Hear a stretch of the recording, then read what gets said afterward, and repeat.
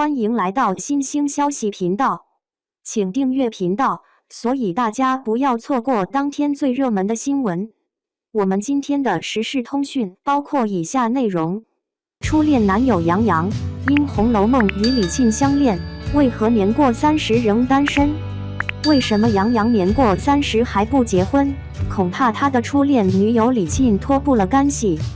年仅16岁的杨洋，因拍电视剧《红楼梦》与李沁相识，两人一个扮演成年之后的贾宝玉，一个扮演少女时期的薛宝钗，看似没有什么对手戏，却成了剧组里最亲密的一对。拍照时，李沁会不由自主地把头靠在杨洋的肩膀上，4个人一起看手机时，杨洋会跟李沁头靠着头，手握着手。当李沁想要租个女友回家过年时，杨洋直接反问：为啥不租个男友？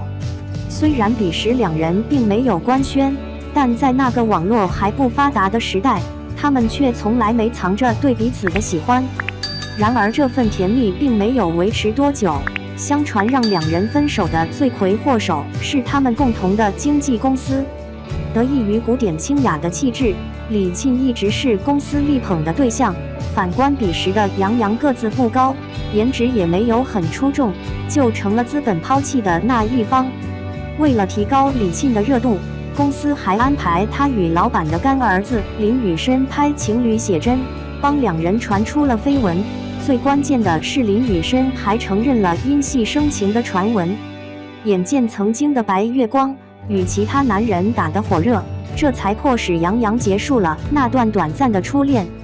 后来杨洋在2013年也与宋茜传出过绯闻，曾经还被网友扒出过宋茜主动到《三生三世》剧组探班杨洋，两人一起戴过同款鸭舌帽的图片。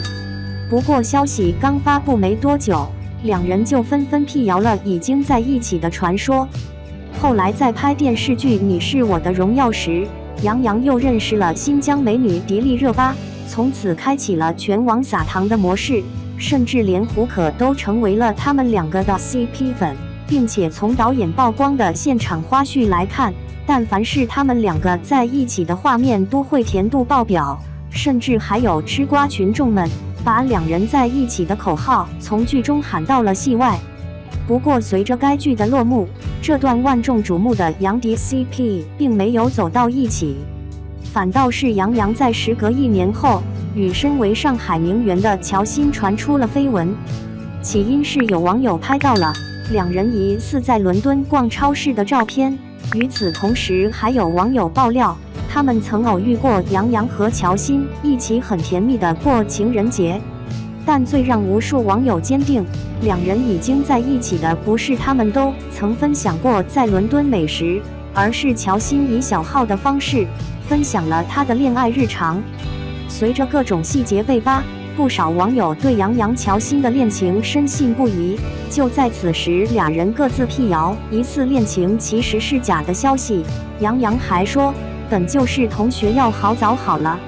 虽然杨洋是这么讲，但不可否认的是，这些年来关于他的绯闻也确实没断过。至于杨洋直到现在还没恋爱结婚，被无数网友怀疑与他曾在感情中受过的伤密不可分。虽然杨洋在爱情中吃了不少苦，但也只是伤到了心，而昔日的好兄弟却想要他的命。杨洋最后悔的不是拍《红楼梦》，而是认识了于晓彤。2010年，杨洋在拍完《红楼梦》以后，跟剧组一起去苏州开发布会。当主创团队在台上分享时，一直有人在台下喝倒彩，对方声称这是他看过的拍的最差的一版《红楼梦》，这可把导演李少红气坏了。为了留住颜面，发布会还没结束他就提前离场了。反观台上的其他演员们，自然也要跟导演共同进退。或许是因为气不过，当于晓彤从发布会出来以后，在人群中找到了那个挑事者，当众就要挥拳头教训一下对方。若不是一旁的杨洋拼命拦下，等待于晓彤的除了多增加一条打人的黑料，还有巨大的经济损失。然而杨洋这次的施与援手，并没有换来对方的同等关照，甚至还体验了一把农夫与蛇的故事。时隔3年后，杨洋和于晓彤一起参加了一档名为《新兵驾到》的综艺。由于在上一场训练中失败，杨洋、于晓彤同其他2位队友被罚到毒气洞接受憋气考验。为了检验4个人在团队中的默契程度，节目组织在洞口里放了3副防毒面具，并告诉他们在受不了的时候，只要4个人轮流佩戴，就不会有任何人中毒。起初队员们答应的也很好，但在实际操作中却偷偷变了样。起初张明江因为会憋气，主动让出1个防毒面具给其他3位小伙伴，自己则是用打湿的毛巾捂住口鼻。后来随着紫色毒气蔓延了整个山洞以后，张明江开始不停咳嗽。当杨洋察觉到队友的异样后，主动摘下自己的防毒面具让给了张明江。当杨洋在没人任何防护的情况下，在毒气洞坚持了5分钟后，也逐渐产生了很多不适应的症状。然而离他最近的于晓彤却没有一丝想要伸出援手的意思。要知道在此之前，杨洋还是他口中最要好的朋友。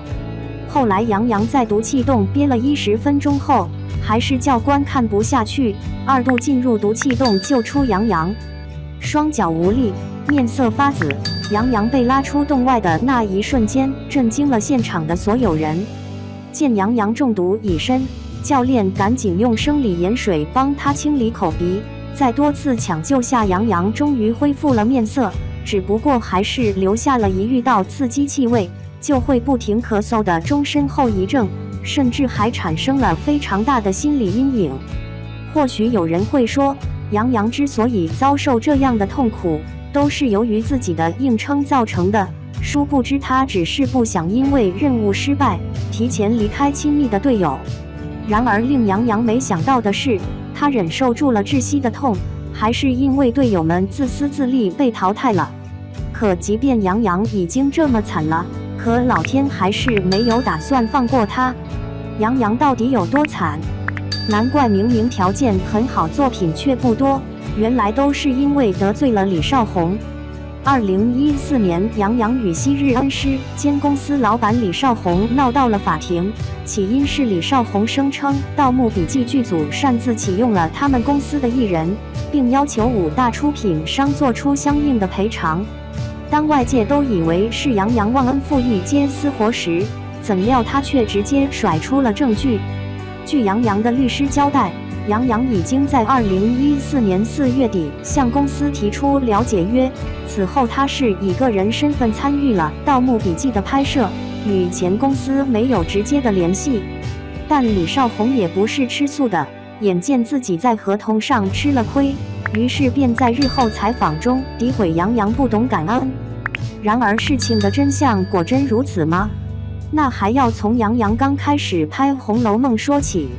当初杨洋凭借贾宝玉一脚进入剧组，在拍一场哭戏中，他自认为眼泪已经流很多了，但李少红导演还是不满意，于是他跑到杨洋面前给了对方3巴掌，瞬间让杨洋因为委屈哭红了眼。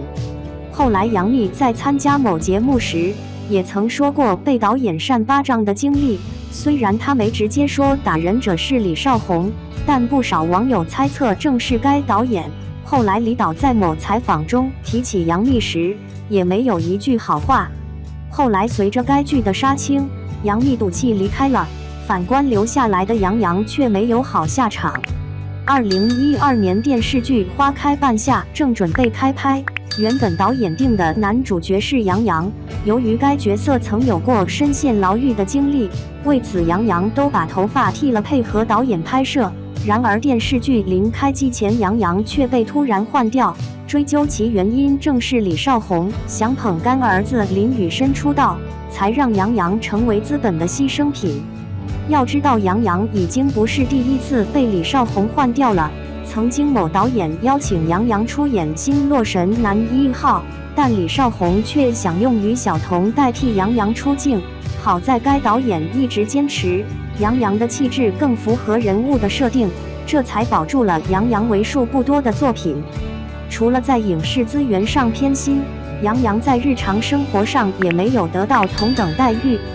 曾经，杨洋用一身白色西装，让无数喜欢他的粉丝心疼。起因竟是偶像在参加活动前，经纪公司都没有准备礼服，而他身上穿的这件还是临时借的。除此之外，还有网友扒出，杨洋出席另一场红毯穿的西装，不仅比同台男星逊色很多，还是用双面胶补过的。为此，不少粉丝声讨过杨洋的经纪公司，让其对杨洋好一点。或许正是忍受了太多的委屈，眼见周围人都受不了以后，杨洋才主动提出了解约。然而等待他的不是自由身，还是李少红的一纸诉状。好在杨洋留下了公司没按合同履行的证据，还拿出了公司伪造自己签名的证明，这才顺利地脱离了苦海。自从离开了老东家以后，杨洋确实开朗了很多，优质资源也接到了不少。最关键的是，他还用款款佳作和过硬的口碑，狠狠打了李少红的脸。